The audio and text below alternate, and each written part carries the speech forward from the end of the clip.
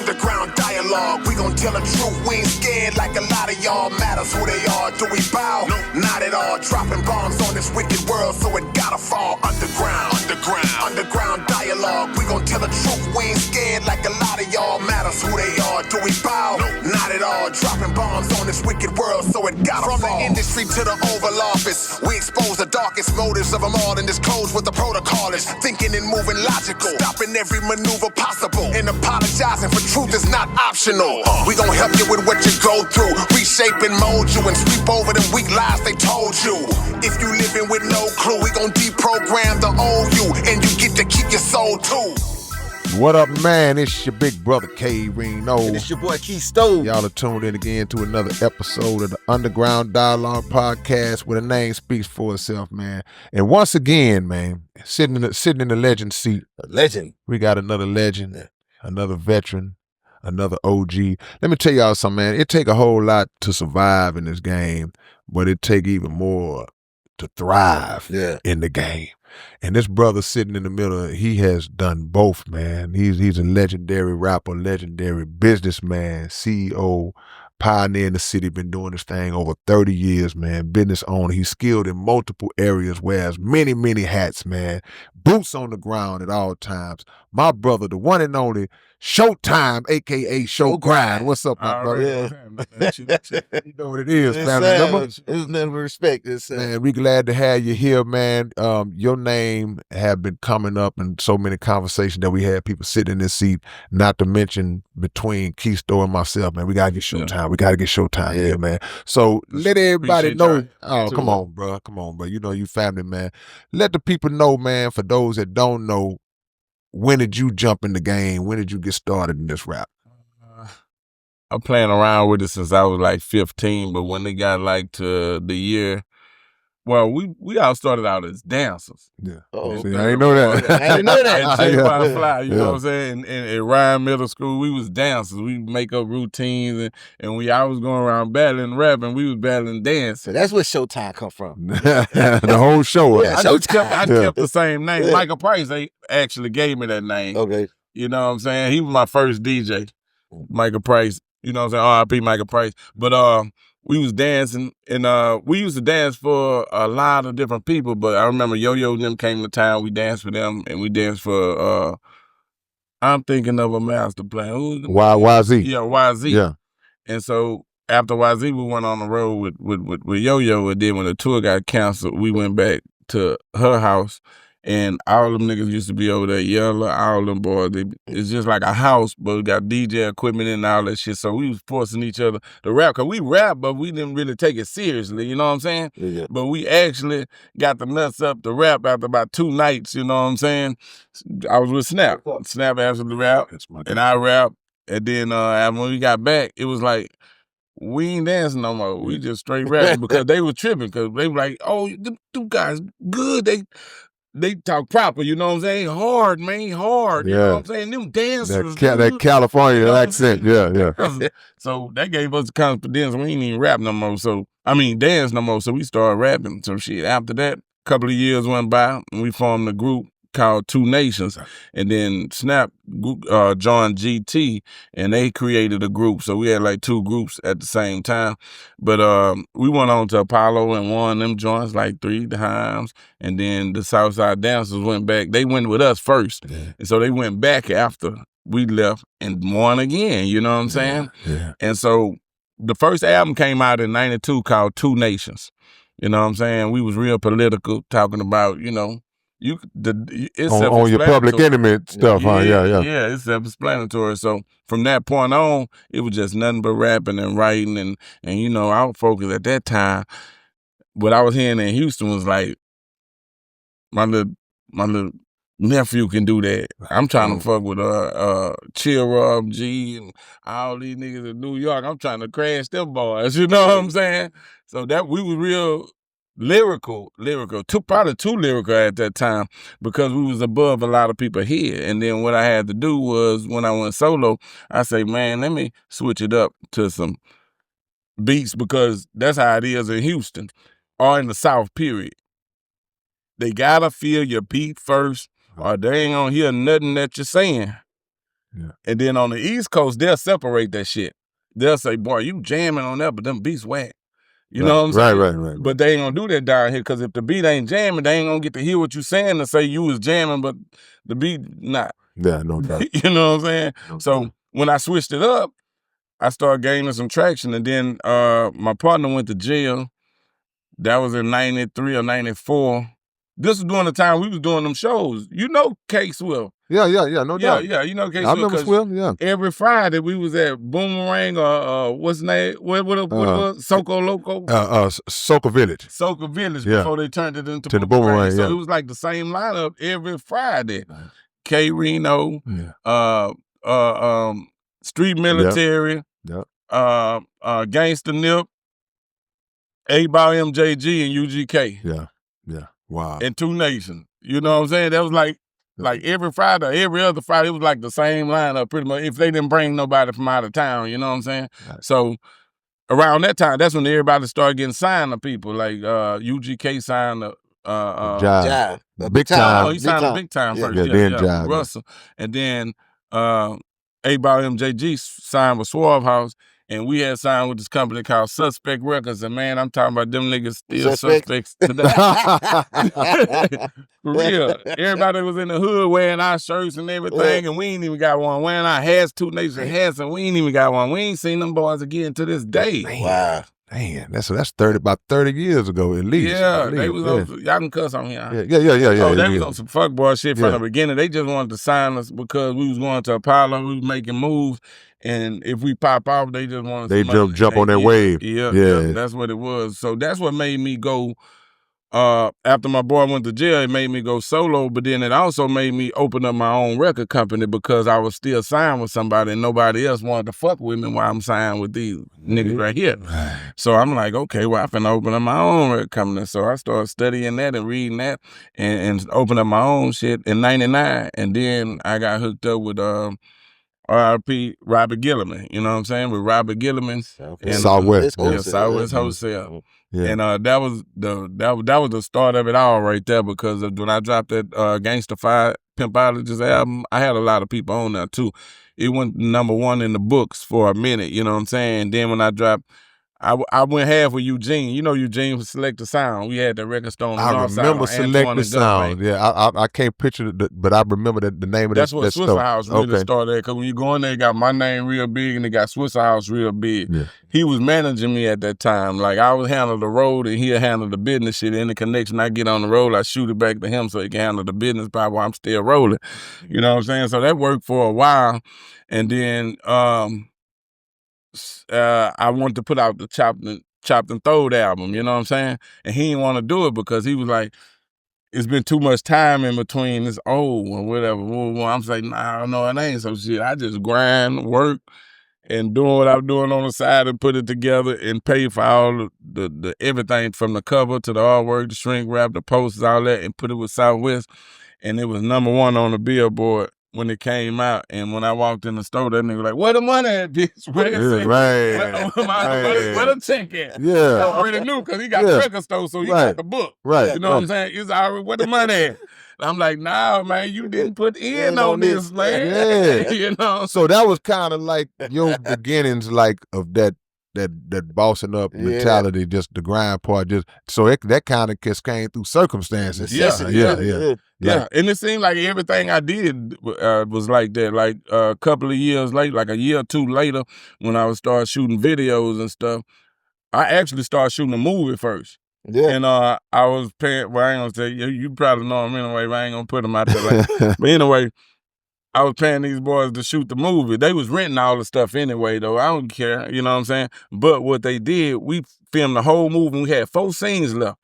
And these boys took a job overseas and just up and left, and ain't nobody know where they was. And I got 57 characters calling me every day talking about, what's up, when we gonna finish it? They took the footage? No, we got the footage. Okay. They took some of it. Yeah. But not all of it. I kept most of it. Yeah. But anyway, it was too good to just put out there, you know what I'm saying? Just half-ass. I wish I would have just, still shot it and narrated. Yeah, that's what I was gonna ask.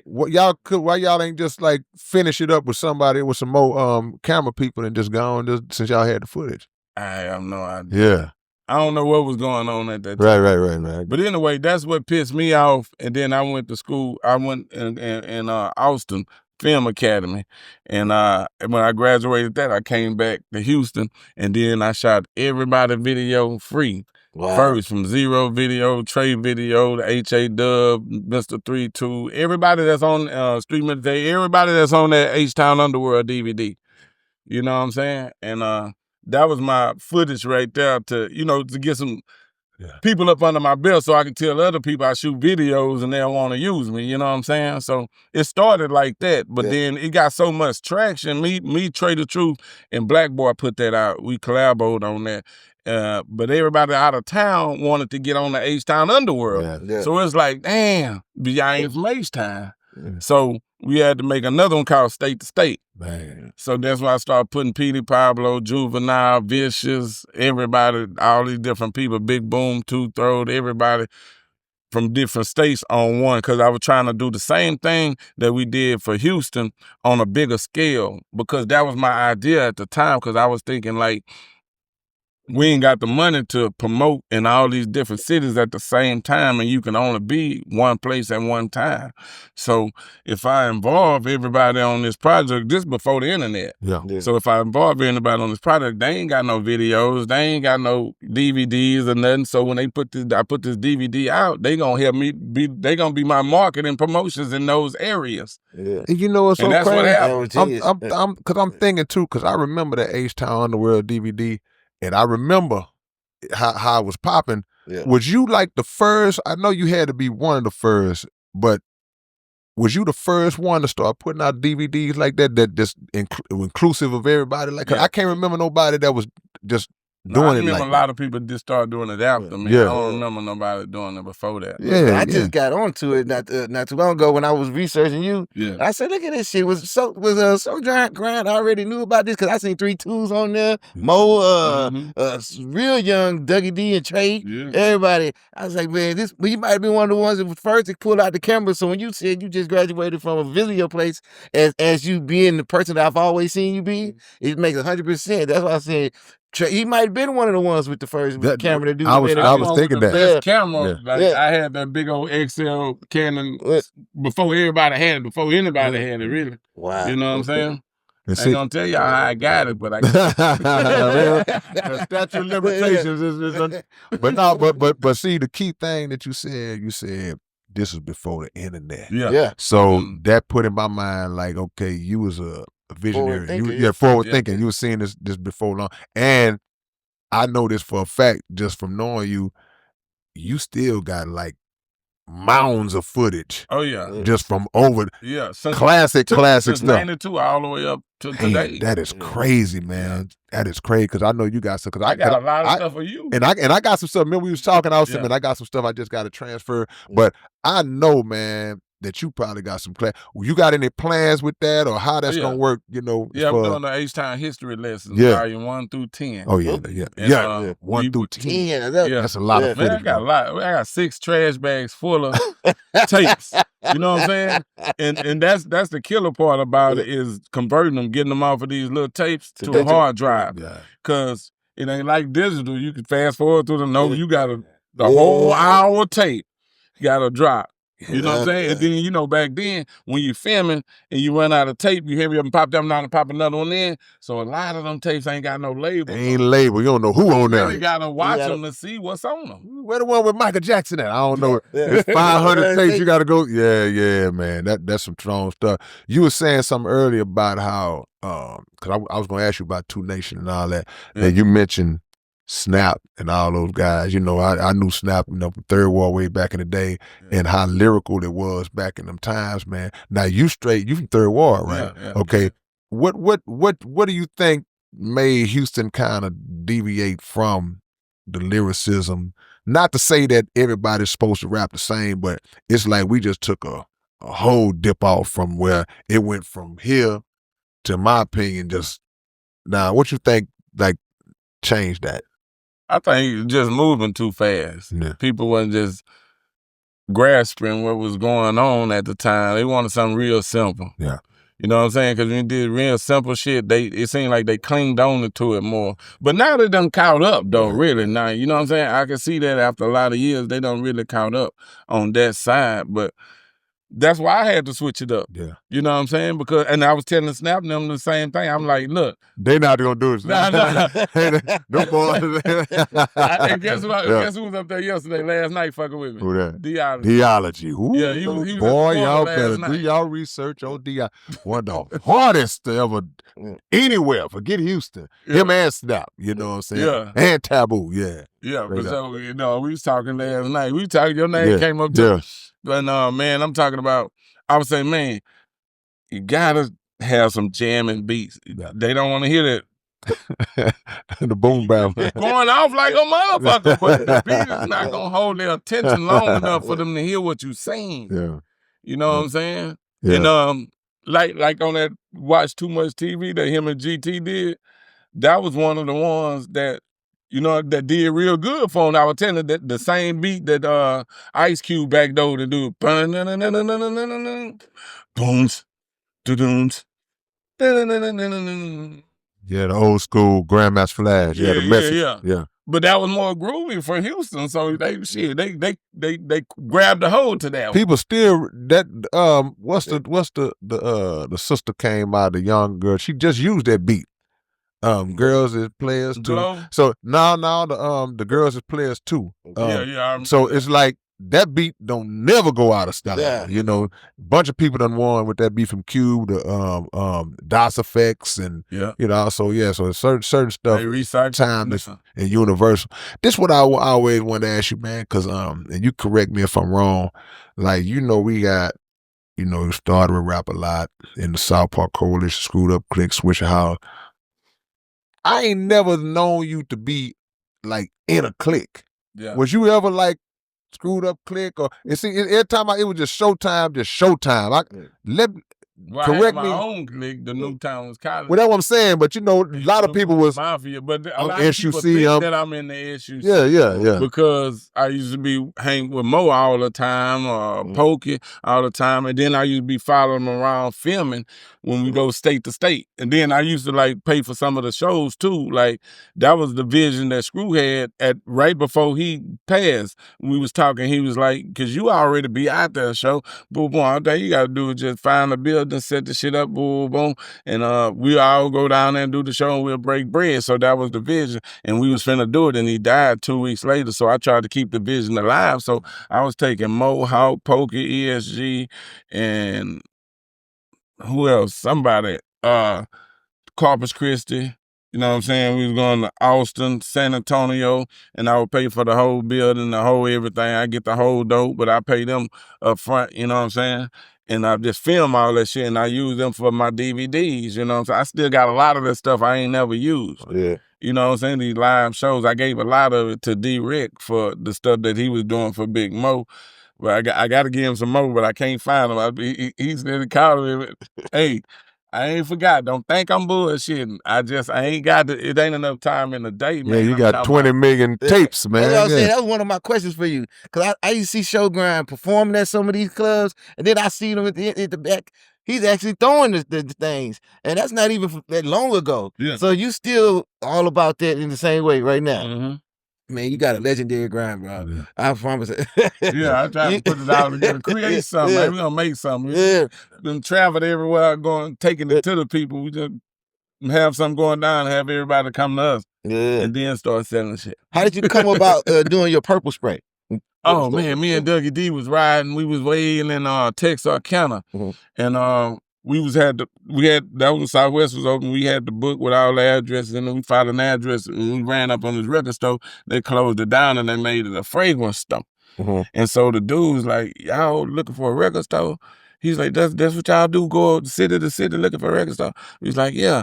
And he was like, man, y'all need y'all own fragrance, man. Boom, boom, you can sell that if y'all be going everywhere. And we were like, we kind of brushed it out or whatever. We in a rush. We trying to grind. But then we ended up spending the night down there. And then we thought about it. We was like, man, let's go back by there and see what OG was talking about. So we went over there that morning. We stayed there all day mixing these fragrances together to create some shit. And then me and Dougie D came up with our own cologne called pure pizzazz. Okay. It was going hard too. They was selling them $65 a bottle. Hey. The whole Louisiana love it. They buy us out all the time. And then the air freshener came about. Mike Moe put me on that too. And was like, you know what I'm saying? He was like, nigga, this a hustle. I finna get out the game. I'm gonna give you all the hookup to where to get the bottles, where to get the labels, and this here, to put your shit in. So that's how that came about. I think that was in 06. Wow. Yeah, that was 2006. That was birthed. And it's been going hard ever since, you know what I'm saying? After that, you know, I created other stuff to go to the Purpose Stuff product, which is a wax, a car wax, with a dirt repellent inside of it, you know what I'm saying? Dust can't stick to the solution that the wax made out of, so it makes you wash your car less. Yeah, keep the paint good too. I did that during the pandemic, 2020. And then after that, recently, like this year, I just created my own drink called Project Punch. Okay. You know, I meant to bring some too. I tripped out. The Project Punch. Now, it's starting to catch on now with a lot of people who drink and liquor. They put their Don Julio on there. They dunk it with an ace or something. And they start coming, give me 5 of them, give me 10 of them. So they gonna go put that drink in. Yeah. What's crazy, but because I know we had Yandy in here. That's what I'm thinking right in my head. He got his spray. I started. I think, Yandy used to sell Purpose Stuff before we, you know. Gotcha. Okay, that's where I'm leading because in Bam at the detail shop, he had. So now, that's where I went to Bam when I was like getting all the information when Mike Moe was putting on shit. I went to Bam and like boom, let me get some extra shit to go with this here, but his price was too high. Nah, his business. I'm gonna just stick to these 2 that I got right here. You know what I'm saying? So I only got 2 fragrances since 2006: the Purpose Stuff, the original Purpose Stuff, and the Purpose Stuff Triple Gold. And that's all you've been needing, huh? That's all I've been. Because that's what I was gonna ask. Like, what go into without telling you? Because we don't give up the secret, the formula. But what goes in? What went into you understanding how to create the formula for the fragrance? Because I wouldn't know what to do. We're gonna put some. We're gonna spray some Febreze up in there. It's all about mixing it. You know what I'm saying? I don't mind telling people, you know what I'm saying? It's all about mixing different fragrances together until you come up with what you like. But as you mixing, you have to record what you putting in it and how much that you putting in it. Yeah. So you can duplicate that smell, and then when you give it to the chemist, they gonna multiply that times whatever and give you a gallon or 5 gallons or whatever, and they keep making it for you. Okay. Do you got to get that like what they call that patent? Yeah. Okay. Yeah. Because you creating something different. It's sort of like copyrights. You know what I'm saying? Like K Reno, I put K Reno Rhino. Whatever, you know, at the end of put another name to it. You can't do it's totally something different now. Yeah. Legally. Right, you know what I'm saying? No, that's true. That's like taking a whole song and I changed one word. Yeah. It's like, nah, you can't say I stole your work because it ain't the exact same work. Yeah. So, but having it patented, that protects you against people trying to steal your formula and stuff like that. Yeah. So because a lot of people be wrapping their labels around my shit, selling it. You know what I'm saying? That's cool. They'll come buy from me wholesale and they'll go back with it and they put their own label around. Yeah. Is there any place people can go get that? Like, or is it just you? You got to get it from you, or do you got it in stores? Oh no, they got to get it from me. Okay. They can get it from stores too. I got it in a lot of stores, corner stores. Okay. You know what I'm saying? But I sell them everywhere I go anyway. Yeah, I know. Same grind. Like when we used to be out of town, we with go the music and hit stores with all the CDs, and then we go to the block and sell them too. They can't stream and spray. Nah, you can't stream and spray. Yes. The quote of the night, yeah. Because that's what we talking. Like, a lot of rappers had to figure out ways to adjust to the change in the game with the streaming and all that came along, and a lot of boys hurting and took hits or even got all the way out of it because when you can't sell these no more as much as you used to, you got to figure out a way to kind of compensate. So now they put you out of that zone to a whole different zone because you got to survive. Right. And you got a product that's not gonna ever be irrelevant. People gonna always want some smell good and in some form going look all the way back in the days. It's at 06. Beyond that, that's the days where the law's behind. Everybody start spraying like that. So all of the projects that you have done, because you done put out a lot of music, bro. how would you describe your style? Like if people say, well, man, they never heard of you, what kind of rap is Showtime? What would you tell them to kind of know, for them to know what kind of artist you are? Because I know how versatile you are coming from where you came from. I'm more of a reality rapper. Yeah. You know what I'm saying? I talk about shit that go on around and shit. And I always try to teach somebody something when I'm rapping. You know what I'm saying? Sort of like the OGs did us. Because when you listen to Scarface, you listen to NWA, they'll cuss a lot, but they be saying some relevant shit that teaches you something that you didn't know at the time. You know what I'm saying? Exactly. Right. Now, and that's very important. Now, I wish people would get back to that. But but during the days of the podcast and stuff like this, now people listening to us talk. They didn't do that before. You know what I'm saying? So it's changing. Yeah. So now what you do finna really just go through the roof even more. Yeah. The storytelling. Yeah. That's where it's at right there. You know what I'm saying? That's what we doing right now, telling stories. But then you telling stories over beats. That's what motherfuckers want to hear. Yeah. You know what I'm saying? And it'll never play out. You know what I'm saying? It'll be around for years. Right. You transferred over to recently having a storefront, you know, to move everything. And then, like I say, you have so many people that got caught up in just selling one thing. Talk about how important it is to be able to diversify your product and your product placement, and then what made you get a storefront. Or are you getting like tired of being out on the road all the time, or just like this is something I'm adding to the grind? Not just something that I'm adding to it. Yeah. Because it was really about the studio part. Because I got a studio at home. We got a studio in Third Ward, but they private. Yeah. So we was like, let's put one in a public place because we need to look for the diamonds in the rough. You know what I'm saying? So this the portal. Right. If you make it through here, you can go to the bigger studio. Come on, now. And you can go to, you know what I'm saying? We're going to work with you, build this platform where you get seen by somebody that want to work with you. You know what I'm saying? It's just a tool you can use because a lot of people don't have that option. It's like they ain't got the money to hit the studio and do a song. They ain't got the money to pay for an interview and do this here and da. I do it for them for free. So now you get to talk. Now you showing your skills, get in the booth and rap, boom, and then we got the show on Roku that, when you come and pay your money and get on the microphone and do whatever you come to record, we filming all that and we putting it on Roku on our channel for free. Right. You know what I'm saying? Come with the studio time. Yeah. But then when we do the podcasts, we putting that on the YouTube. Yeah. You know what I'm saying? So we doing like 2 or 3 things in that one spot, and then there's a storefront too to sell the purple stuff, the wax, the juices, and everything else that we got to sell in now, Man. What was your best investment? A whole lot of energy, boy. The camera. The camera. Yep. Man. Actually, it was ahead of a time back then. It was.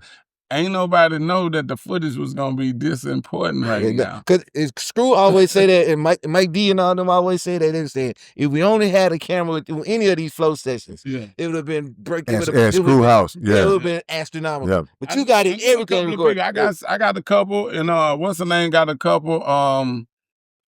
I can't think his name. He from Harlem Clark. Yeah. He used to be over at Harvard Love House all the time, but he got some footage.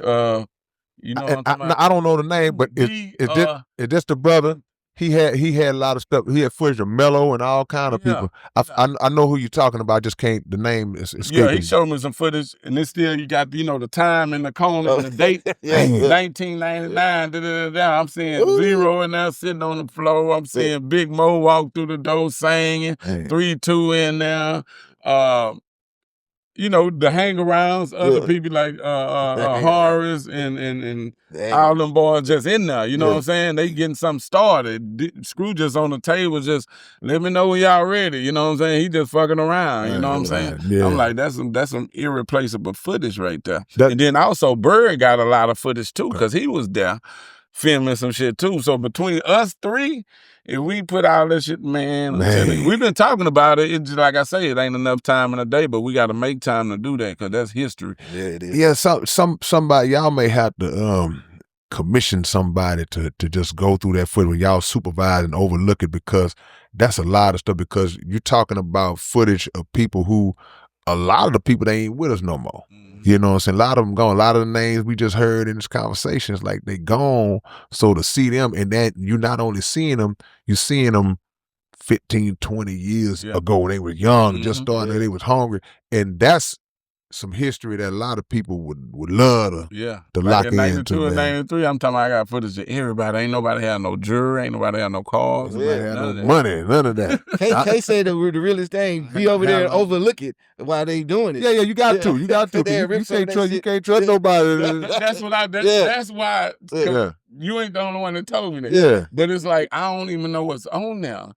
And then you may not know, the people who do it, you may not know certain people on there. You probably think they don't nobody. Right. Yeah. But they probably be, you know what I'm saying, a diamond and run, maybe like D. Drew or something. Or wouldn't nobody then. But now it's like, oh, that was him when he was just in the room. He ain't even had no name back then. Yeah. Oh, VHSs? Are they all VHS tapes? No, I got them on High 8 TV. Oh, the mini DVD. Oh, okay, never mind. Yeah. I got some on the high 8, but not too much. I switched to that right there. All the ones on the high 8, we already done used that. Okay, cause they got some kind of converters I seen before where you can, if it still got that the little one that come out the middle of this, you can put it into the big VHS one. I know but that. you put it into like a little battery in there and it stretches it out, and then you can plug it into the VHS. They got a VHS that goes straight to your computer. Okay. Yeah. I give you some. I seen some. Yeah, because man, I'm talking about we was looking for this camera for a long time, at least about 5 or 6 years. I'm talking D Solo, I'm talking to High TV. Nobody got something to do with a film or anything. I had everybody looking for it for me. We were searching for it. Yeah. Couldn't find it. You knew the name of it to look it up? Couldn't find online either? Digital, though. Yeah. There's two of them. One of them is not analog and one of them is digital. Gotcha. Yeah. And so we were shooting analog for a long time, but when that digital came, we switched over to digital. You know what I'm saying? And shout out to D-Rec. He was helping me look for it too, man. We actually ordered the component like this here, you know, the whole module with the little tape slide on and put, but it only did analog. It didn't do the digital. So we got a lot of footage out for that, but a lot of them tapes I ain't reading on that. So man, shout out to Brooks too, man. Grade A Media, man. That boy had one of them in his closet in the bottom and the back in the storage, man, and he got it and he loaned it to me. I'm still using it. I appreciate it because you putting that motherfucker to work. Yeah. You know, man, do you ever think about, like, with all that footage and all the stuff you done, how many people that you have helped and like helped get exposure to? Because I mean, I think probably, and again, correct me if I'm wrong, when you was doing it, you might not have been thinking about it like that. Mm-hmm. But now looking back on it, like say putting these DVDs, that's free exposure for a lot of these artists, man. You think about that, like, man, I done contribute a lot to the success of some of these guys. Oh, yeah, because I done actually heard it out of other people's mouth in different states, you know what I'm saying? Yeah. Because people heard their music at that time, but we didn't have any videos or nothing like that. We wasn't on BET or nothing like that, but you looking at a still shot.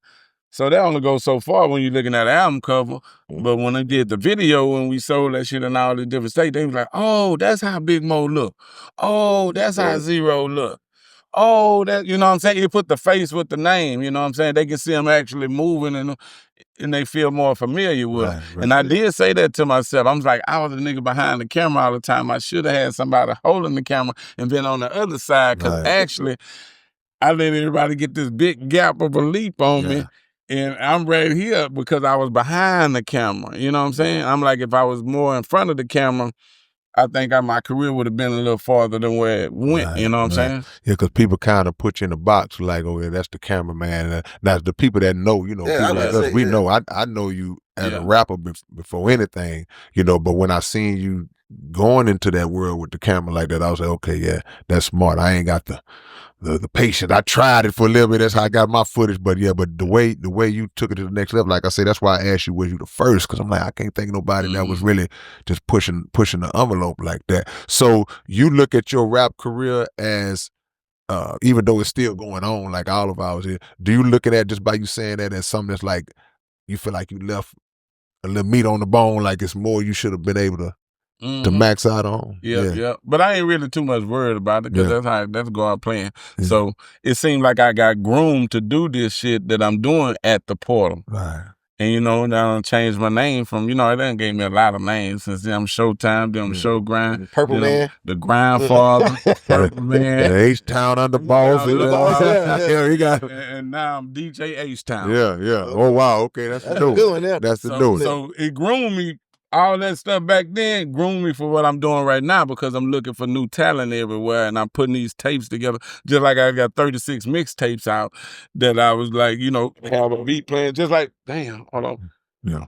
Just like, you remember y'all got on one of my joints that was on the underground, you and Cat and Blank Okay. on what's that? That was Gutter by Nature album. Okay. And but I would do that. I get the beats together and I say, oh, I hear K Reno or I hear song. I put people together, you know what I'm saying, and create the song behind the scene.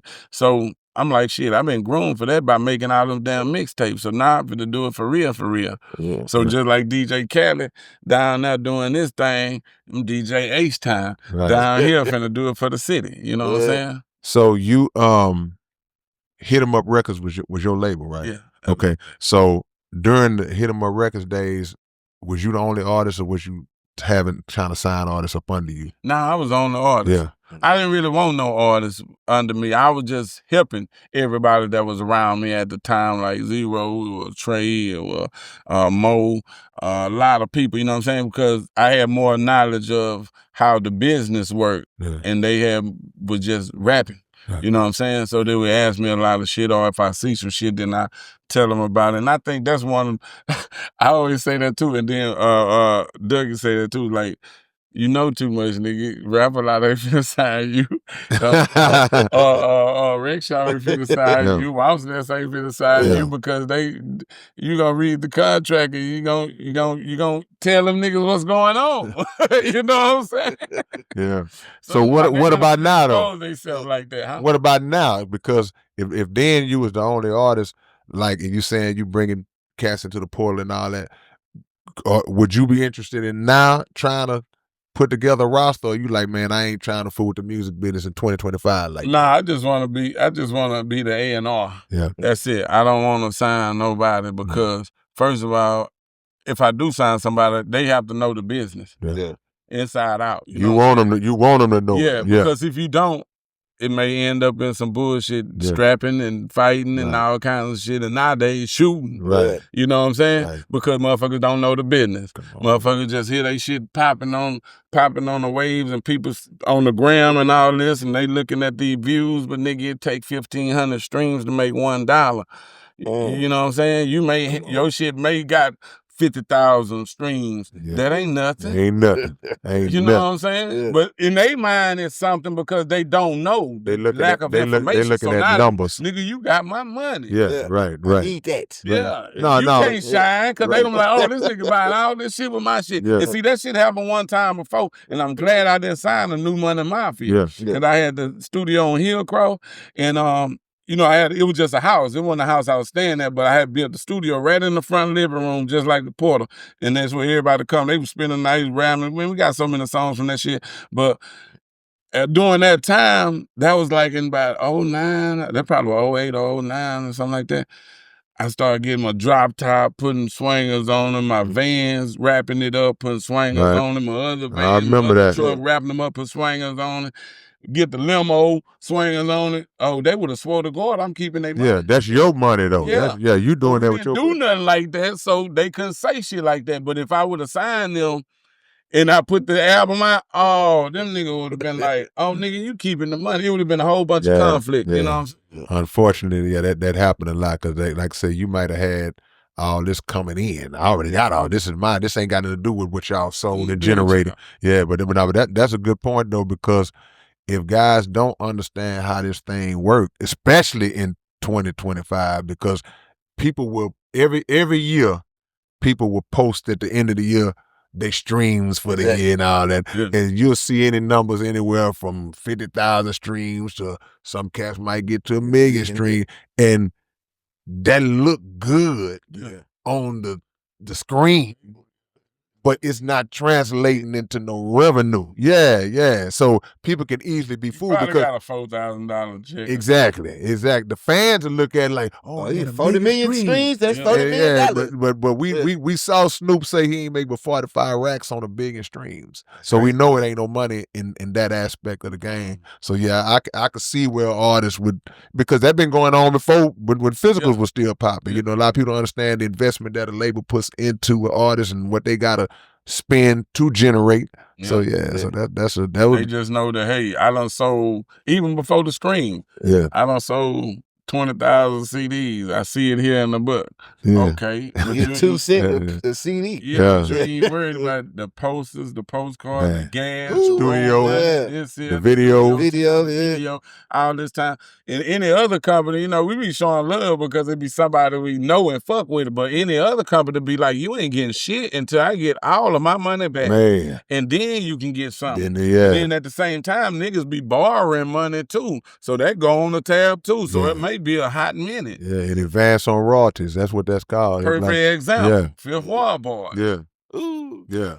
You know the story behind that. I mean, they gold. Right. And robbing bank. Right. No, they ain't the only ones. I knew a lot of artists that have resorted to some street action just to be able to say, man, I got to make up for what I feel like I didn't get or I didn't get. You know what I'm saying? This a serious game that you better really know all of the T's to be crossed and the I's to be dotted if you want to be successful up in this thing, man. Now, I remember back in the days when you and Dougie had did the projects together and all that. Breaking Bread. Yeah. And y'all did a couple of them, huh? How many y'all did 2 or 3 of them? Bread, Aggravated Grinding 1, Aggravated Grinding 2, 3. I think we did 3 Aggravated Grinders and then 1 Breaking Bread. Yeah. Which was a double CD that Rapid Rick did for us. Rapid Rick. So how did you and Dougie, I know y'all had, you used to film them and all that, so, because how'd y'all chemistry lock in like that where you say, man, we just do some projects and stuff together? Shit, because me and Trey used to be on the road all the time, going state to state, boom.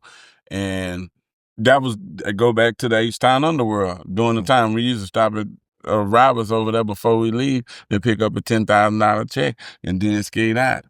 Put that shit up. We go out there broke so we can make sure we hustle, you know. But anyway, when we get back, speed it up a little bit. Southwest Wholesale filed bankruptcy. Yeah, I remember that. With $175,000 of our money, that was being Trey exactly. Oh, you know what I'm saying? Yeah. And so that kind of fucked everything up because that was during the time, you know, I would put my crew together. I had the New Money Mafia, the New Timers Colony, and he was just starting. Well, he had the slab already. Yeah, the slab boy, but then he started doing the ABN shit too. So he had a lot of people. I had a lot of people. It's like we had to feed all these people, and we can't travel in the same pack no more.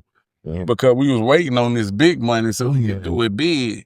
But now it make us have to restructure again. So it's like he got to go this way so he can feed all this people, and I got to go this way so I can feed all my people. You just promote my shit over here, and I promote your shit over there. And, you know, that's how we were doing it for a while. Y'all had 175 over there, and man. And we should have got that money. That's where I'm going. How did y'all? Okay, go ahead. Because I'm trying to put the question together. I wanted to go get that money. Okay. And Trey was like, "Nah," because we got see how we did it was the videos was free. You know what I'm saying? That's all us. Yeah. Because we shot them, we had to move, that's all up. But in return, when we put your song on this soundtrack, we giving you a piece of that 50 cents off of each CD.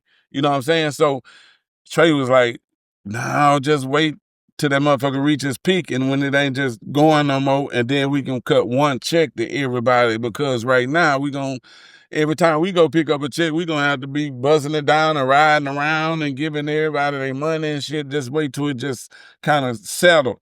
And that's what we was doing, and them niggas filed bankruptcy in between. And so from the time that conversation was had about letting it build up to the time they went bankruptcy, what was the time span of that? Probably years, some months? Nah, it was some months. Yeah. Some months, at least probably about 8 months. See, because what I remember about that shutdown when nobody saw it coming.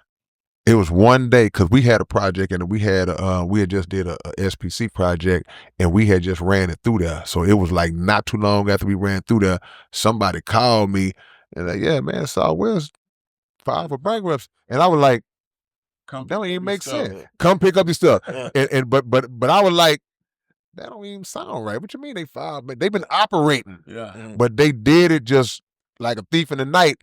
And when you say come pick up your stuff, I remember this is like in 2002, 2003, somewhere up in there. I was sick. I had the flu or whatever. I was down. I was like, man, I was sick. And the day when they said everybody go pick up their stuff, I couldn't even move. I was like, I can't move around. And then I found out they were doing like an auction. Yeah, after that. Yeah, like so all your albums and stuff, somebody come and bid on it, and pennies just, on dollar. So I didn't even get none of my stuff back. But man, that got to be. So out the 175, how many of y'all would that have been busted down between?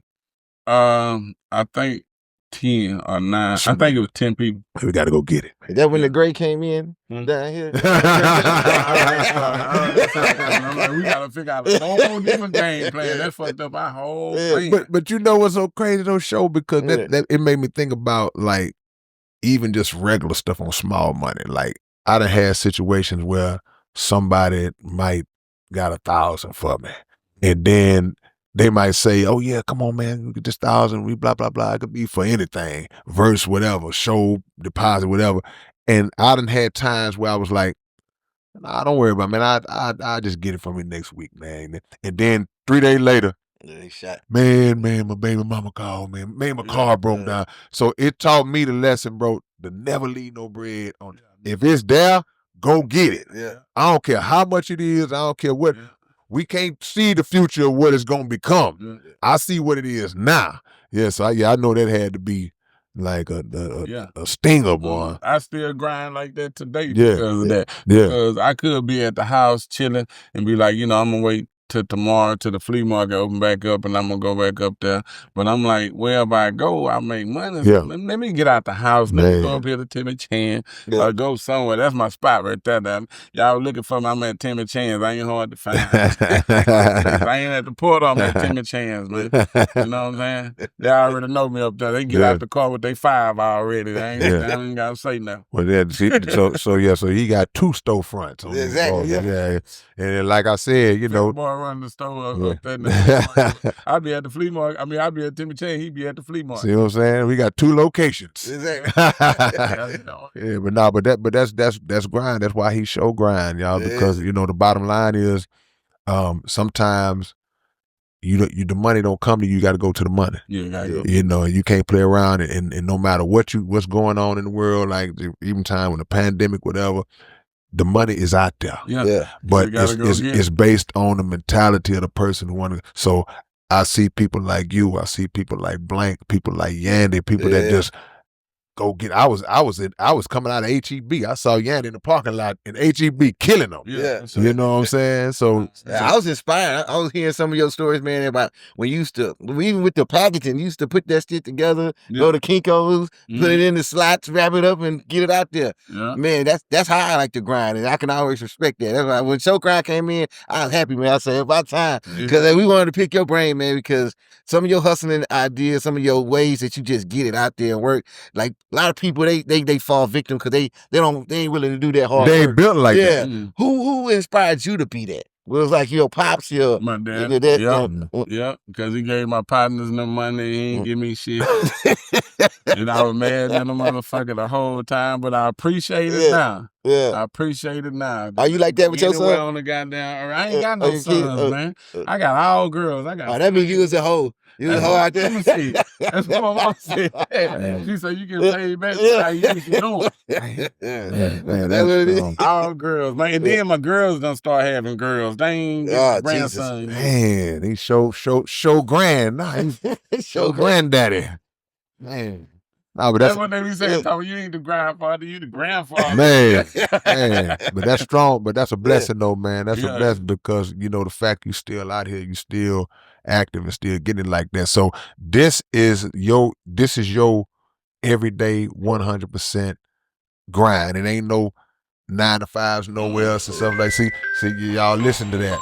Because I started working when I was 15 years old. Man, took that ceiling off of me. Yeah, well, see, that's strong because to me, that's called just having faith and betting on yourself. Believing that you can get it done because the way you move, it is stepping out on faith because you don't know who you gonna get the money from when you wake up, but you know that you gonna get it. Yeah. It's somebody. Yeah. What's the way my pockets look now? They not gonna look like this 8 hours from now. Yeah. They gonna be You swole. just got to put in the time. Yeah. You know what I'm saying? If you put in the time, you're going to get it. Yeah. And that's how I switched over when I was working. Look, this story here. Harvey Love, that's where I met Harvey Love, and we was on the same job and shit. Yeah. And we used to make beats and shit on the walls and shit and be rapping. And then right after that, we'll go to that nigga house and go in the lab. This was before the waltz nest and everything, be making shit. But anyway, he'll testify to this. We went on vacation one time, and that was in '99. That was when I first got my we was working for a forklift place. And I got the CD, the Gangsta 5 Pimpologist. Man, I went out one weekend. I went to East Texas for vacation. Most of my family stay up there. So I went up there grinding up there. Man, I made so much money in one weekend that I was making them 2 weeks on a job.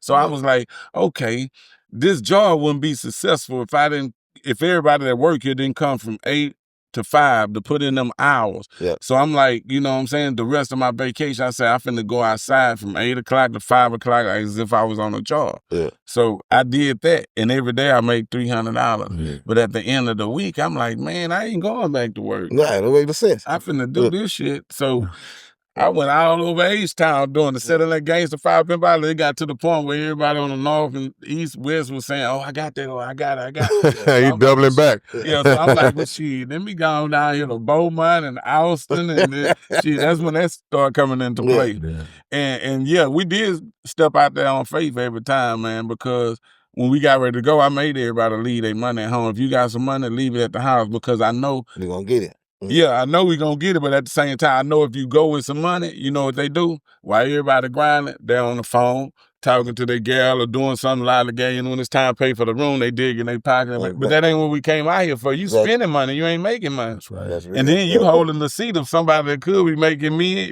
and them some money. But you ain't making me no money. That's real. Yeah, I like that. And you ain't making yourself no money. So nah, leave that shit at home. Inspiring, yeah. Yeah, that create a sense of urgency. Yeah. When you ain't got it. It's when my dad used to gamble, used to play poker all the time. He used to say something similar to that. He said he gambled different when he got money than he did when he didn't have money. You know what I'm saying? So it's like it's a mentality. It's like, okay, I'm good. If you full, you ate you full, you ain't really tripping on getting some food. You ain't thinking about it later. But if you ain't got no food, then it's like not that I got to get something to eat. Intentions is different. Your mind think I finna get this. Right. And that's part of the attraction, law of attraction. I have to have it. Yeah, Yes, you know, it is. question. When you doing like that and you hustling so long, this is one thing I've always noticed when it comes to people that have that strong hustle out there, where I gotta go out there, I gotta get it. Has that ever been a deterrent on your personal relationships with, like your chick or anything? All the time. All the time. All the time. I'm talking about damn if you do, damn if you don't. You know what I'm saying? Yeah. Shit, I had my first little girl in '99. Then we moved to Katy, bought a house in Katy, and had to pay for that shit. Yeah. She worked at the bank. But you work for you, yeah. You know what I'm saying? But I still pay way more money than that shit too. Yeah. But at the same time, if I don't go, it's like now we getting into it because we ain't got the money to pay for shit. Yeah. And then if I do go, You ain't never now home. we getting into it because I'm gone too much. You know what I'm saying? I believe me, I know. That's why we asking you. I'm like, God damn, man, can't win for losing. You ain't never find a balance? Not really. I don't think I don't think you can find a balance unless you have a person that truly gets it. Yeah. They got to really understand how that with that dynamic. That's it, man. Because like you say, you can't win for losing. It's a double-edged sword. Because especially, and don't be the main, the only one that's bringing in income. Then it's really confusing because it's like, well, for a fact I got to be out here. Yeah. So you definitely don't need to be saying that, So I understand. That's a tough situation, man.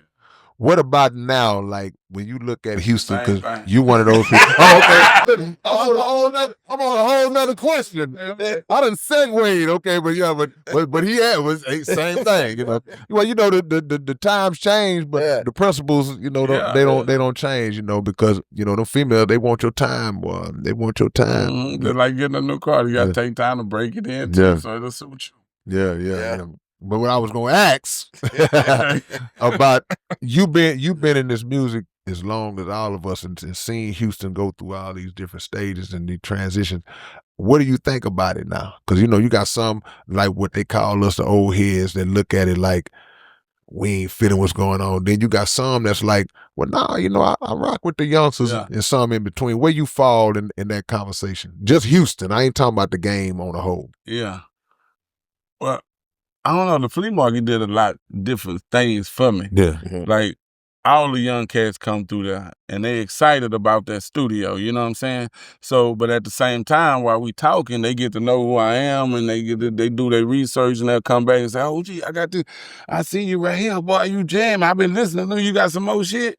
You know what I'm saying? But before then, you know, they'll probably be on what you're talking about because they don't know, and it's like we not in a promotional area. Right. You know what I'm saying? It's like, you know, it's just like the age groups when you're on Instagram or something or Facebook or something. You know what I'm saying? This old dude on Instagram trying. What your old man doing on TikTok? Yeah, all the different stuff. But one thing I know when I say I won't rap it no more, I retired and me get too old now that I'm just gonna do behind the scenes and keep helping people shit.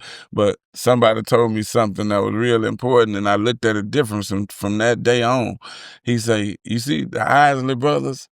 Still going. Mm-hmm. You see all these old groups still going. Guess what? Their audience that liked them in the 70s, them the ones who still like them now. They making music for their crowd. And when they do a concert, their crowd coming. So get your crowd and cater to your crowd. Don't worry about these young folks right here. Don't worry about these older folks right here. Just do you and cater to your crowd.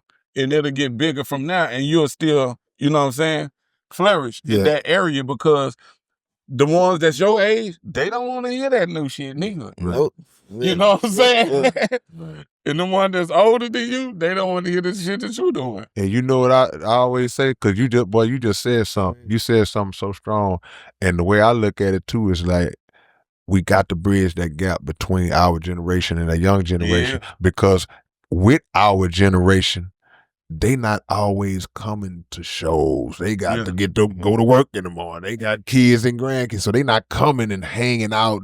So you got to get that younger crowd just to keep your momentum going. Yeah. But when you was talking about having that studio, it ain't much of a better way to bridge that gap because now you dealing with these young people and they say they get to know you, they basically learning the history by accident, just being in your presence. You know what I'm saying? So that's strong, and man. it's mutual beneficial because he said he put them on the Taruku and on the YouTube. Yeah. And then when they go on YouTube and check out the podcast, they get to see Cambridge, Archie Lee, Fifth Ward, everything for a little monetized. Oh, okay. Right. Boom, they look at it differently. You know what I'm saying? I be seeing, boy, them little niggas be at Timmy Chan 13 and 14. Showtime, what's up, boy? You know what I'm saying? They wouldn't have known me if I ain't had a flea market. You know what I'm saying? So I'm like, it's building momentum real good. You know what I'm saying? So it's getting to be what I wanted it, what I visualized it to be. You know what I'm saying? And we actually is closing the gap a little bit. Like my new producer Chico, he from Louisiana. He 23 years old. He cold as hell. He already making money on his Instagram and his TikTok and off of streaming and shit. You know what I'm saying? He did beats like for the Trill family before down now, but he already he know that side of the game. So he's showing us that side of the game. But the part he don't know is how to do his royalties and his breakdowns and all this kind. And we showing him this side of the game. Because it's like, nigga, we need to get some of that money that y'all making over there. And then we gonna show you how to get some of this money right over here, too. You know what I'm saying? So just swap game. No, that's the bridge right there. That man say swap game.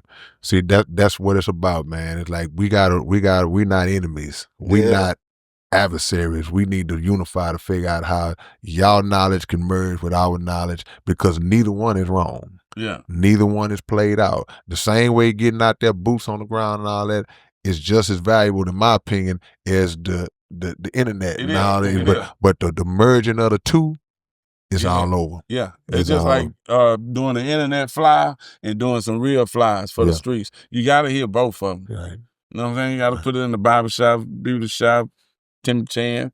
Hey, man. I know that I keep plugging that Tim Chan. Hey, no, that look, like somebody was telling me, I was watching some a long time ago, and we was talking about being independent and not dealing with any of the entities that this world presents to us, like social media and all that. Yeah. And I think it was Brother Ben. Okay. And he said, no, brother, he say, we got to go where our people are at. Mm-hmm. So our people are on YouTube, our people are on the internet, Facebook, Instagram. Yeah. So it's the same thing. So if you talking about Timmy Chan, you talking about the barbershop, beauty shop, that's where our people are at. Yeah. So we go to them, because some of them, you know, they gonna come to the flea because that's in the hood, but somebody might not.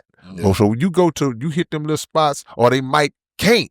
Yeah. I'm working. Okay, I'm gonna show up while you in there doing some hair, or cutting some hair, and boom, I got that spray, I got this music, whatever it is, like that.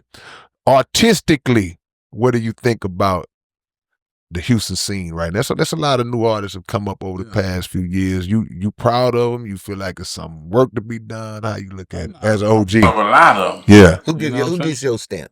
Huh? Who gets your stamp? Big Third, yeah, Quiet Bunny Dive, Cal Wayne, Lil German, but you know them, they like them dudes like they ain't that young. Midway, like like Third Man, you know that's my ball. We used to hoop together, you know what I'm saying? Yeah. Well, I don't know the I don't know a lot. I don't really be keeping up. Right. I be doing so much shit. You know what I'm saying? Yeah. I don't really be keeping up. But I'm going to tell you where the connect and the disconnect come from is lack of information. Yeah. That's all that it is. You know what I'm saying? Because the younger cats feel that we should put them on because we've been in the game and they done heard of us and seen us and but it's our perception. Like Ice Cube say, it's our perception. Like during the time when Ice Cube was popping and I'm talking to them about shit, he like, nigga, we ain't seen no check yet. Right, we ain't making no money. You know what I'm saying? We ain't making no money yet. But to us, it's like, nigga, y'all rich. Yeah. Because, you know what I'm saying? So I figure that's how the kids looking at us too. Fame equates to money in our eyes. Yeah. Like you say, perception is like, well, he on MTV every day. Yeah. He on BT. He touring. He doing. We seeing the record went platinum. Yeah. So they gotta have money. We learned that later on. Yeah. The company's still making back their money first before they can see anything. Yeah. They still borrowing money from the company, and we thinking these niggas just rich and got money, killing it. And we used to get mad at them like, why you ain't putting me on? Right. Like, why you ain't putting me on? And be like we used to feel like they was hating kind of a little bit. No doubt. Because we know that y'all got that money, but then he was like, nigga, we ain't got no money. Smoking mirrors. And then you know what the funny part is though, too? What's so crazy, Keith, though, what Show saying is so real, because it actually came full circle, because when we was looking at them on the East Coast and West Coast, they had the name and the fame and the selling, the sales and all that. Later on, we started doing better than a lot of the mainstream artists because we was going through Southwest, the whole independent, getting 8 per unit and all that. So it's like, they looking at us now like, man, they making real money now. Yeah. I always look at it like TLC when I seen that movie where, you know, you thought these people was multi-gazillion 10 million records. Sold 10 million. They couldn't afford it cheap. Yeah. I mean, they was broke. And it was like, man, you wouldn't expect that from the videos they were shooting and all that other stuff. But that's just the company just taking everything and just. Right. The record company back then was a motherfucker. Yeah. It's like if I put $100,000 down and we put this shit out there, I'm gonna make my money back, and you still owe me $100,000 because I'm gonna file this on my taxes and get that $100,000 back. But you still, that ain't got nothing to do with what I just spent. Right. You know what I'm saying? Right. And like I say, the money you paying them is what they recouping back from what they done put into you. So you working to get back to even to start making money. Yeah. It's like, you remember the car shows back in the days where people used to rent out a booth? Yeah. And then you go spend $1,500 at the car show to get a booth. You got to make $1,500 in your sales just to get back to even. Yeah. So I used to walk to the car show with a bag. I ain't finna buy no booth. You know what I'm saying? From day one, if I don't sell but one unit, I made a profit. Yeah. So yeah, I used to watch so many people sitting at their booth looking lonely and sad, like it's that $1,500. You know, and so it's because if you make $1,000 at that booth, you still $500 lost. You know, yeah, you got, man. I thank God for the city I'm born in. That's a promotion. You may not make that no promotion. That's why it's called promotion. Yeah. And promotion is only good. At any time they can add to what you owe. Come on. Wow. You know what I'm saying? Hey, we did some more postcards, some more posters, and sent them to Florida, and we paid a couple of dudes $300 a week to pass them out, and the DJs, we paid some DJs. They steady adding on to your shit. And that could or could not be even true. Yeah, you'll never know. Yeah, man. You keep checking that. Man, that's some strong game, man. That's some strong game. Yeah, I mean, like I said, I thank God that I'm from where I'm from because it taught us. We were self-taught the game, you know. So that lead me to another question. So if this thing that we do, if this hip hop didn't exist, what direction you think your life would, to what you would have been doing? I have no idea. Because hip hop led you with all the other grinds that like a little Master P. Yeah. You like me, I don't know what I'd be doing. That's what really music and football and all that stuff is for, is to put you in front of people to do other deals. That's right. It's the vehicle to get you there. Yeah. But it's about what you do when you get there. You just can't get there and chill, then you just wasting your opportunity. Man. You know what I'm saying? And I want to say this for all the younger cats too, while we was talking about it, and it's on my mind. Like I was saying, they think that like we ain't putting them on and stuff like that. Y'all got to realize, we don't know nothing about this internet when it first come out. We didn't know how to put you all over the world at one time, and then that's so easy now. Yeah. But the way we had to do it, when you talking about putting you on back then, it's like, okay, we got to spend money on your studio time, on your photos, on pressing the album, on postcards, posters, on gas, going to these different cities. It takes time and money to do it, and that's something a lot of people may have. They may have kids, wife, and different stuff going on that you have to attend to. So it ain't just, you know what I'm saying, nobody hating on you or don't want to help you. It just, we didn't know that part of the game when it first came out. Y'all know that part of the game. Y'all making way more money right now than it took us 10 years to make. Right. Y'all making without it a in a doubt. couple of months, man. Y'all need to put us on. Y'all saving y'all family at 16 years old. Exactly. And then and boys got a mentality that they gotta correct, because we grew up that if you got caught on camera, that means you fucked up. Now they waking up. They grew up where it didn't happen if it ain't on camera. Yeah, you sure You know, right. Everything on camera. And then we came up in an era that we pay homage to the people that was before us, That's a and fact, the OGs and everybody.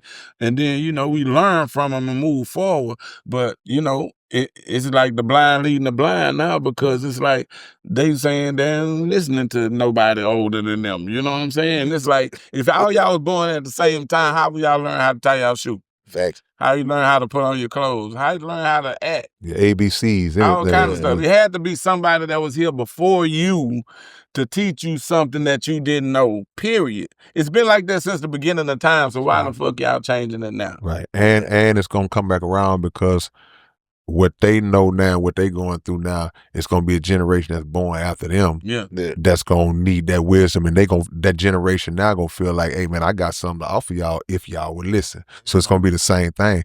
But to your other point, a lot of stuff we didn't even know in terms of, we was still recovering from getting messed over a lot of times, from bumping our own heads and all this old different stuff, because as much money as a lot of people made through Southwest Wholesale, all of us that went independent, we went through that route. Yeah. A lot of us still, speaking for myself, a lot of us felt like we weren't even getting what we were supposed to get from them a lot of times. Right. A lot of times we looking at them like, looking at the check like, Y'all sure?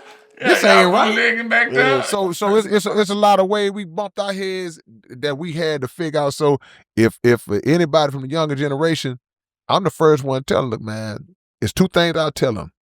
I can't take you on, number one, because I'm still an artist. It wouldn't be fair to you. I can't get that attention. Or I'm going to say, bro, I had to learn the hard way. It's a lot of stuff I didn't know. So I'm still picking it up. So yeah, but that's some strong game, man. Yeah, but this thing, not back to what I was saying. Y'all need to put us on. Because guess what? Y'all can look at us as like, man, there's a lot of people know them dudes overseas, over here, over there. What if I get with this dude and show him this game that I got and give me a percentage of the money potential money that he could make, that I know he could make because he already got the fans. Right. But I can expand. I can blow that shit up 10 times more with the knowledge that I know. Where y'all at? Y'all get in touch with us, man. Yeah. Let's do an old school, new school project. You know what I'm saying? That's a lot of OGs on the same project with a lot of the new school. Put that thing out. That's what I'm doing on the portal. See, that is. Yeah. See, because that's what's gonna merge the fan bases too. Yeah. Because now that 19, 20, 21-year-old fan, he ain't no rapper. He just a rap fan. He gonna hear Showtime. He gonna hear this cat, that cat, and be like, okay, what did do that? And because he's rapping with my favorite rapper that's in my age demographic. So yeah, that's something that need to be expedited, man, for real, man, straight up, man. Yeah. And after September the 4th, when I do my next block party in front of the flea market, I'm going to have a series of concerts that I put together called Trading Fans. And that's what that's about. Come on. From the old to the new to the old. Love it. But everybody in that one vicinity, these young cats is watching us, and here they become a fan of us, and then we watching the new cats, and we becoming a fan of them. You know what I'm saying? It's like trading fans. You know what I'm saying? And you know, the good thing about that is Houston is like the #1 spot where people are moving to. So you got a lot of people that's from other places that's trying to find out what the fuck is Houston rapping, what is the main thing that they hearing about, what the Houston culture is about. And that's the perfect opportunity to let them know this is Houston right here. Yeah. You know, y'all coming from all over these places, but this Houston right here. Yeah, for sure. We got a couple of people came on the show from Detroit. You know what I'm saying? We got a few came from Memphis 10, you know what I'm saying? Big Hunter and them, all them. Yeah. It's definitely the spread. We got some more people in Memphis finna come down to get on the show. You know what I'm saying? So it's spreading out, you know what I'm saying? Just getting some traction. We ain't promoting hard as we could yet anyway, because like Black Boy on that editing, he say he's swamped. He's smart. He got to break because his eyes getting fucked up. Believe me, I understand. Believe me, I understand. What do you think about so many people coming to Houston? They coming because it's cheaper to live here. Yeah. I come to this motherfucker too. But people been coming here, man. Like Ice Cube been staying here for I don't know how long. You know what I'm saying? A lot of people sneak here. Yeah. And they be in the city. They be out here. They buy a house down here because this shit cheap. I mean, it's cool. I think so. But you know, we just got to capitalize off of it. I mean, it's sort of like the old with the new. You got to start merging together, man, and creating different opportunities for everybody. You know what I'm saying? Right. So I know, like, you got the storefront now. You doing your thing. I know you used to live on the road. How often do you hit the road now, if at all, compared to? Probably like once a month. Okay, you done scale way back. Yeah. Because I used to go every weekend since 1999. Every weekend I was in a different state. Yeah. I used to see blank everywhere. Yeah. Corpus Christi. Shit, everywhere. Shit, in Florida, different places. Yeah. Kentucky Derby, way up there and everything. No doubt about it. Yeah, man. Well, bro, we always appreciate you, man. You always feed us well, and thank you for coming through. Oh yeah. Before we go, give me I like to hit people this and every now and then. Give me 3 artists that you never worked with that you would love to do a song with. Nas. R.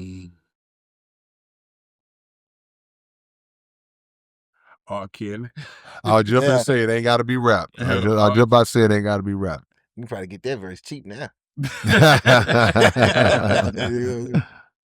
One might of my be true. There's a few of them. I'm just say Ice Cube. Yeah. That was one of my favorite. You know what I'm saying? Yeah, no, that's strong. That's a strong. I never did a song. I would say K Reno. That's why I say who you haven't did a song with. Yeah. No doubt. That's why I hit that like that, man. We need to do another one too. Anytime. Like I say, I was commissioned to do the theme song for the Portal. It's Road. Yeah. I just ain't recorded it yet. So y'all know it. We ain't gonna let nobody else do that but me. So Yeah, I we got did the Portal. I got you on that. Portal Studio. We thought about promotion. Then we like, we need a song for this thing. Yeah. But when I heard the Portal, I'm like, K Reno came straight to my mind. I said, this boy be out of space with it. He gonna put some. It go together. And it is. Go together. It's already wrote. I just ain't really dropped it yet, man. That's a Porter over there on the wall. Yeah, you know, I'm sci-fi, man. I'm sci-fi all day long, man. You know, that's what we do, man. Yeah, Well, give me your social, any contact info you want to have. Get spray? Yeah. Oh, y'all can come to the Porter Studio at King's Flea Market. It's 5090 Grigg Street, right off of MLK. Y'all remember where the old one used to be at? They tore that one down and built another one right in the back of that. So y'all can come through there, or y'all can hit me on the social, on the IG at Show Grind. Y'all can hit me on the Facebook as Yule Hall. They make you put your real name on there. Yule Hall, YULEHALL. And then, you know, I'm Show Grind on everything else, you know, like YouTube. And then y'all can get in touch with us at the Porter. Go to subscribe to the Porter Studio on YouTube, man. And subscribe and check out everything on there. All the H-Town legends on there. It got a lot of interviews, a lot of behind the scenes of Screw Day, Big Mo Day, 3-2 Day at Exotic Pop, all kinds of stuff, man. So y'all can get at me like that, or y'all can hit me on the business line, 832-758-1328. You know what I'm saying? I've been having the same number since the 8th grade. So yeah, too. Yeah, you can't say you can't find me because you're lying. Yeah, no doubt about it, man. My brother, the one and only Mr. Showtime, a.k.a. Show Grind. My brother, man, we appreciate you coming through as always. For sure. I appreciate this y'all. knowledge and this wisdom. I've been waiting to listen to hear this. Man. I respect it, man. No I'm half Jamaican, so anytime I see people grinding like that. Yeah, man. Man, it's your big brother K Reno. Look, man, the Underground Dialogue website is back in function. We back in motion, man. If y'all want Underground Dialogue podcast merch, whatever you need, go to undergrounddialogue.com and check us out. And always make sure that every Wednesday night, y'all are checking out the Underground Dialogue podcast right on YouTube, 9 p.m. Central Time. Yeah!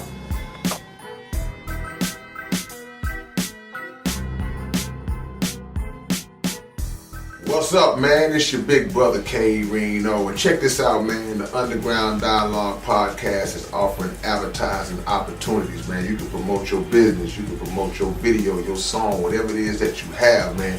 Reach out to us if you're interested in promoting on the Underground Dialogue podcast. All you got to do is email us at undergrounddialoguepodcast@gmail.com. Get it. What up, man? It's your big brother K Reno. I'm proud to announce that I'm a new brand ambassador to this new brand of clothing and shoes called Volas. Y'all make sure that y'all support this. It's already available.